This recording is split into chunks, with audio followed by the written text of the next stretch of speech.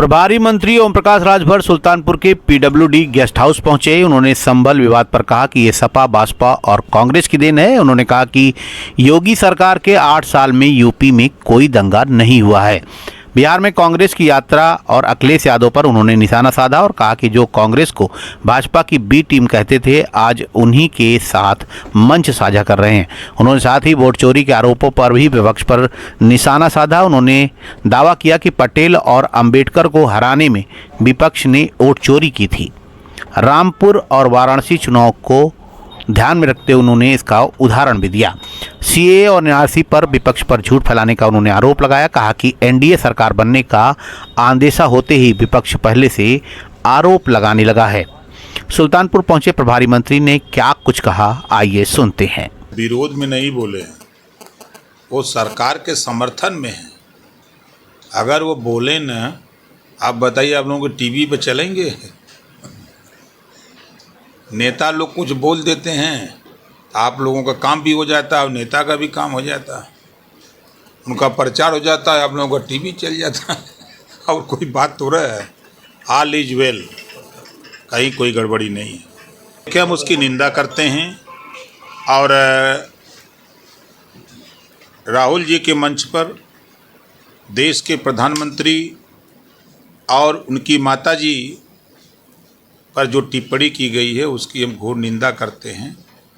और वो इस बात का द्योतक है कि ये दगे हुए कारतूस इकट्ठा हो रहे हैं। अगर हम तीनों की बात करें तो जब लालू यादव जी को चारा घोटाले में फंसाया गया तो पानी पी पी करके कोसते थे कांग्रेस को कि जो असली अपराधी है उनको छोड़ दिया गया और हमारे साथ अन्याय हुआ, हमको फंसा दिया गया। कांग्रेस को कोसने वाले लोग कांग्रेस के मंच पर। मध्य प्रदेश में आपने देखा कि अखिलेश यादव जी ने मंच से भाषण दिया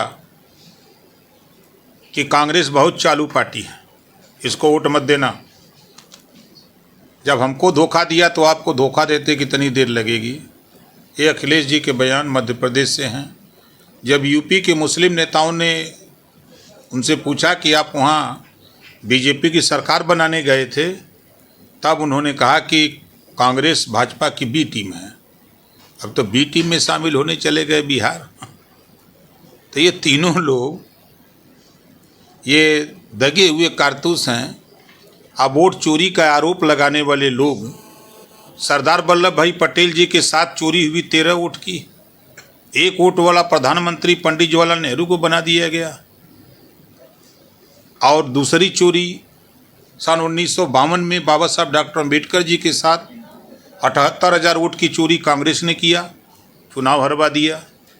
रामपुर में कांग्रेस का प्रत्याशी हार गया तो दिल्ली से फ़ोन आया कि सीएम रहना है तो उसको जितवाओ। वो जुलूस निकाल रहा, माला पहन के बेचारा। फिर दबाव बनाया डीएम को, डीएम बुला करके उसको फिर उलाट पुलाट दिया। वोट की चोरी हुई।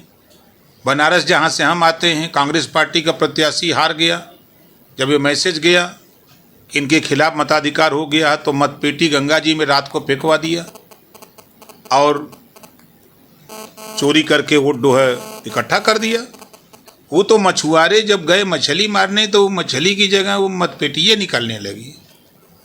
तब वहाँ के पत्रकार जब जीत किए कि नहीं खोलिए पेटी देखा जाए, तो उसमें 10% भी वोट कांग्रेस का नहीं था। देखिए, मैंने आपको सबूत दिया ना जो इन लोगों ने, कांग्रेस पार्टी के लोगों ने किया। ये जीतते हैं, अच्छा है, ईवीएम भी अच्छा है, बैलेट पेपर भी अच्छा है। जब हारते हैं तब ईवीएम चिल्लाते हैं। ईवीएम चिल्लाते चिल्लाते थक गए तो अब वोट चोर की संख्या शुरू किए हैं। इन लोगों को इतना अकल नहीं है कि जब कांग्रेस की सरकार थी तो 282 सीट 2014 में भारतीय जनता पार्टी ने अकेले जीता, 282। और ये जो आरोप लगा रहे हैं अपनी सरकार में 240 पर आ गए। ये कहाँ से वोट चोरी का सबूत है? ये अगर इस तरह की हरकत होती तो कम से कम वो 400 पार जाते ना। लेकिन ये झूठ बोलने वाले लोग, खुद गुमराह करने वाले लोग, अभी तक तो आपने देखा, अगर इधर ज़्यादा से ज़्यादा 2 साल में आप देखिए ये लोगों ने कहा कि जब सीए एनआरसी आया तो कह दिया कि तो मुसलमानों की नागरिकता छीन रहा है, छीनने वाला कानून है। 2 साल के ऊपर हो गया, अब फिर कोई सीए एनआरसी पे चर्चा कर रहा है, एक भी मुसलमान की नागरिकता नहीं गई। अभी आया जो है वक्फ बिल, बहुत चिल्लाए, अब उसको बंद कर दिए। अब आ गए हैं कि अब वोट चोर, ये इस नाते बोल रहे हैं कि चुनाव के बाद ही कहेंगे कि हार तो पक्की है। ये लोग बोलेंगे कि भैया हम लोग का करी, तो पहले कहत रही ये वोटवे चोरा लेते हन। तो ये लोग के अपन अपन झोरा जकड़ लेके अब यहाँ से भाग जाएगी चाहिए। ये जान रहे हैं कि वहाँ सरकार एनडीए गठबंधन की बनने जा रही है। देखिए, जिसको टेंडर नहीं मिलता है वो आरोप लगाता है, और कोई बात है नहीं। टेंडर मिल चुका टेंडर था, उनको नहीं मिला। काम वो काम के प्रति गए थे गुणवत्ता चेक करने, और उस पर रंगदारी का वो मांगा गया कि 25 लाख रुपए कंपनी द्वारा जो है दिया जाए, नहीं अन्यथा काम नहीं करने देंगे। अब ऐसी संज्ञान में तो हमारी बात नहीं है। वो तो बहुत सीधे साधे आदमी है, सज्जन आदमी, ऐसे कैसे? अरे कोई माफिया गुंडा होता तो हम बतियों मान लेते। सुल्तानपुर से नाव 44 के लिए सरफराज अहमद की रिपोर्ट। सुल्तानपुर और अमेठी की सबसे पहले और सबसे तेज खबरें देखने के लिए सब्सक्राइब करें नाव 44 न्यूज चैनल।